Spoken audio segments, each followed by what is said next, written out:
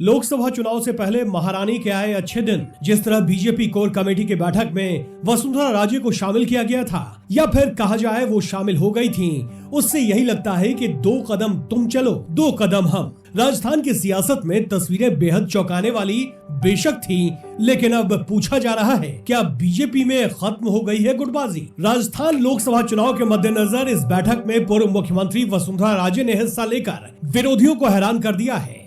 जो लोग वसुंधरा और गहलोत की तस्वीरों को तवज्जो देकर खबरें वायरल कर रहे थे, उन्हें गहरा सदमा लगा है ये सुनकर कि बीजेपी कोर बैठक में वसुंधरा भाग लेती नजर आई थी।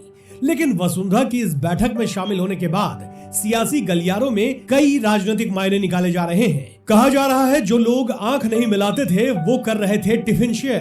क्या बीजेपी हाईकमान ने वसुंधरा राजे को मना लिया है? सभी सवाल सियासत में घूमने लगे हैं।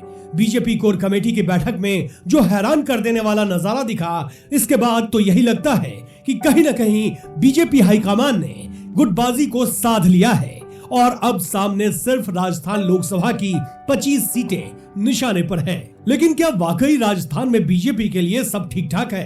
राज्य विधानसभा के सत्ता का स्वाद चखने के बाद क्या वसुंधरा राजे भी नरम पड़ गई हैं? या सत्ता की मलाई में से उनके हिस्से भी कुछ आया है? ये सब आपको इस वीडियो में बताते हैं। लेकिन अगर आप सियासत के इन दिलचस्प खबरों से दूर हैं, तो दूरी खत्म कर दीजिए, द हिंदी एडिटर को सब्सक्राइब कर लीजिए। दोस्तों, याद होगा आपको कैसे राजस्थान में विधानसभा चुनाव से पहले मुख्यमंत्री पद के लिए नेताओं में काफी खींचतान नजर आई थी।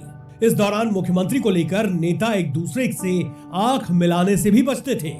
लेकिन शनिवार को लोकसभा चुनाव को लेकर बीजेपी कोर कमेटी की बैठक में जो कुछ हुआ वो हैरान कर देने वाला था।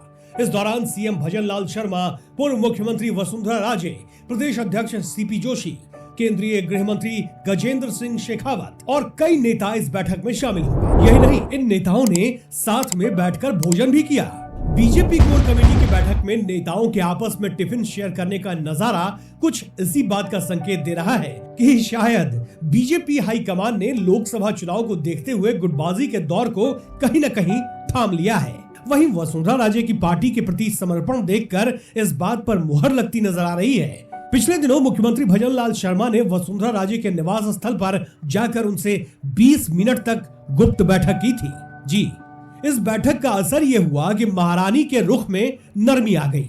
आखिर इस बैठक में भजनलाल ने पुरानी घाघ नेता को ऐसी क्या घुट्टी पिलाई कि वो पार्टी को लेकर पिघल गए। इस बैठक से पहले पार्टी की गतिविधियों में गायब रहने वाली वसुंधरा राजे 25 जनवरी को भी प्रधानमंत्री मोदी की अगवानी के दौरान भी नजर आई थी। तब भी वसुंधरा राजे ने अचानक अपनी उपस्थिति से सबको चौंकाया था। पूर्व मुख्यमंत्री वसुंधरा राजे की पार्टी के प्रति समर्पण को देखकर सियासी गलियारों में यही कयास लगाए जा रहे हैं कि 25 जनवरी को वसुंधरा राजे प्रधानमंत्री मोदी के स्वागत के लिए एयरपोर्ट कैसे पहुंच गई। उसके बाद ये घटनाक्रम तेजी से बदला। इसके बाद ही मुख्यमंत्री भजनलाल शर्मा ने वसुंधरा राजे से मुलाकात की।